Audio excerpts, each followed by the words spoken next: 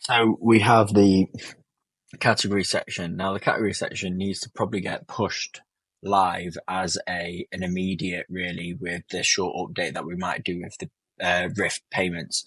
Now on this list, you can see the categories coming from the master categories of our man Kevin. So he's built it in here as, like, I suppose, some tasks, challenges, whatever you may want to call it, set up. But what we have done is these master categories here have been like labeled search. So what we're doing is we're taking like the few categories that we have, and we're going to kind of create our own one. I haven't actually seen this before, so I'm going to have to fucking change my mind on what we were doing, because I was looking at one category.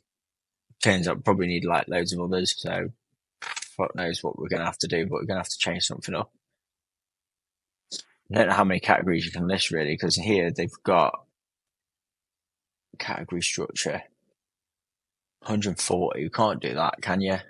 Can you really do 140 categories? You got here over 250,000 people have created a category, unique categories. There's close to what they are. What do you men do there when you're setting up a business? Oh, I'll just create 100. Can you imagine if you type it in, you're going to search a category and you're going to scroll down?